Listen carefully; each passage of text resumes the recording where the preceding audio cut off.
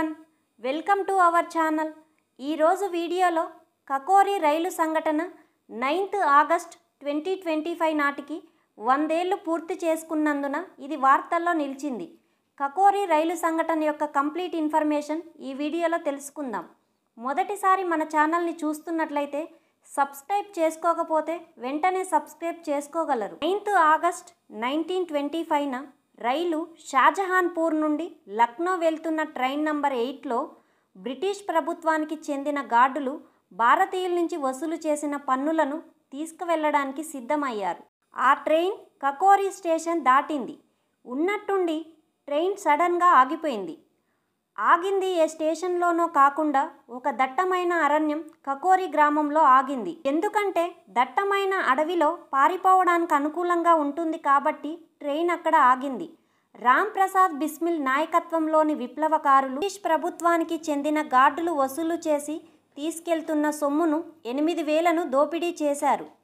British వారి ఖజానాను ఈ విధంగా ఆ సమయంలో కొల్లగొట్టారు. ఈ సంఘటన జరిగిన 2 సంవత్సరాలకు గాను అనగా 1927న నలుగురికి ఉరిశిక్ష విధించడం జరిగింది. డిసెంబర్ 17న రాజేంద్ర లాహిరికి, డిసెంబర్ 19న అష్ఫకుల్లా ఖాన్, రామ్ ప్రసాద్ బిస్మిల్, ఠాకూర్ రోషన్ సింగ్లాకు ఉరిశిక్ష విధించడం జరిగింది. రాజేంద్ర లాహిరి ఆ సమయంలో దక్షిణేశ్వర బాంబు దాడిలో కూడా ఇన్వాల్వ్ అయి ఉన్నాడు. అదేవిధంగా సచీంద్రనాథ్ సన్యాల్కు కాలపాని శిక్ష అనగా ఖైదీలను అండమాన్లోని సెల్యులార్ జైలుకి పంపించడం.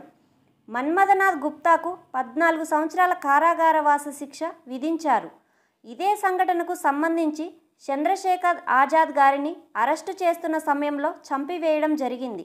ఈ సంఘటనకు ప్రధానంగా బాధ్యత వహించింది విప్లవకారుల సంస్థ revolutionary organisation Hindustan republican association HRA. అసలు హెచ్ఆర్ఏ ఏర్పడడానికి గల పరిణామాలను మనం గమనించినట్లయితే భారత స్వాతంత్రోద్యమంలో భాగంగా వారి యొక్క భావాజాలాన్ని లేదా ఐడియాలజీని బట్టి 3 దశలుగా విభజించబడింది. 1 మోడరేట్స్ లేదా మితవాదులు, 2 ఎక్స్ట్రీమిస్ట్ లేదా అతివాదులు, 3 గాంధీయన్ పేస్.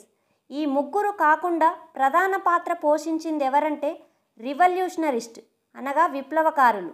అసలెవరు ఈ విప్లవకారులు? భారతదేశ స్వాతంత్రోద్యమ సమయంలో ముఖ్యంగా యువకులు దీనిలో భాగమై ఉన్నారు. వీళ్ళ యొక్క బ్యాక్గ్రౌండ్ చూసినట్లయితే 1914 నుండి 1918 వరకు మొదటి ప్రపంచ యుద్ధ సమయంలో భారతదేశంలో 1916 హోమ్ రూల్ ఉద్యమం జరుగుతుంది.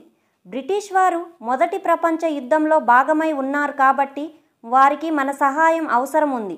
కాబట్టి బ్రిటిష్ వారు 1917న ఆగస్టు డిక్లరేషన్ ప్రకటించి దీనిలో భాగంగానే విప్లవకారుల లీడర్స్ని జైలు నుండి విడుదల చేయడం జరిగింది. 1919 మాంటైన్ చేమ్స్ఫర్డ్ సంస్కరణలు ఖిలాఫత్ ఉద్యమం ప్రవేశపెట్టినప్పటికీ అవి చివరికి 1920-22 మధ్య జరిగిన సహాయ నిరాకరణ ఉద్యమానికి దారితీశాయి. గాంధీజీ ఈ సహాయ నిరాకరణ ఉద్యమం సడన్గా ఆపేసరికి ఈ ఉద్యమాల్లో పాల్గొన్న యువత నిరాశ గురయ్యారు. ఇక్కడ 2 రకాల ప్రజలు ఉన్నారు. కొంతమంది ఏమో ప్రజాస్వామ్యంగా పోరాడదామని మోతీలాల్ నెహ్రూ, చిత్తరంజన్ దాస్ వంటి వారు 1923లో స్వరాజ్ పార్టీని ఏర్పరిచారు.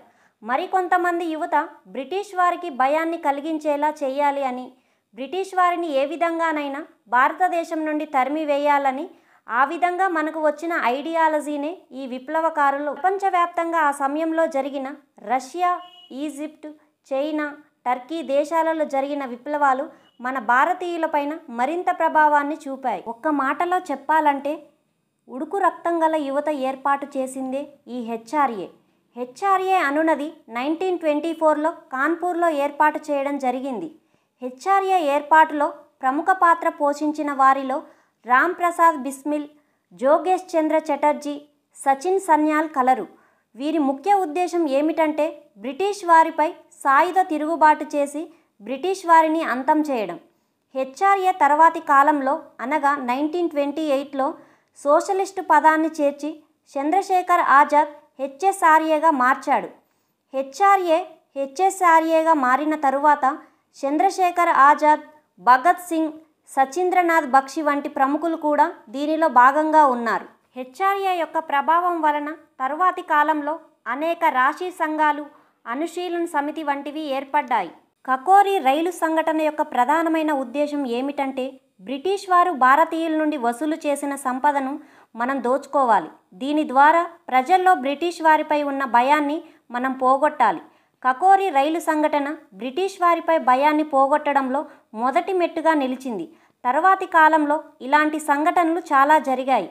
కకోరి రైలు సంఘటన ద్వారా దోచుకున్న సొమ్ము 8,000 అయినా దీని ద్వారా ప్రజల్లో బ్రిటిష్ వారిపై కొంతవరకు భయాన్ని పోగొట్టేలా చేసింది. అదేవిధంగా ఈ సంఘటనలో నలుగురిని ఉరితీయడం ద్వారా ప్రజలకు వారిపై సానుభూతి కలిగింది. వారిని ఉరితీయడం వలన బ్రిటిష్ వారిపై వచ్చిన కోపాన్ని కంట్రోల్ చేయడం బ్రిటిష్ వారి వల్ల కాలేదు. వీడియో నచ్చితే లైక్ చేసి మరిన్ని ఇలాంటి ఇన్ఫర్మేటివ్ వీడియోస్ కోసం మన ఛానల్ని సబ్స్క్రైబ్ చేసుకోగలరు. Thank you for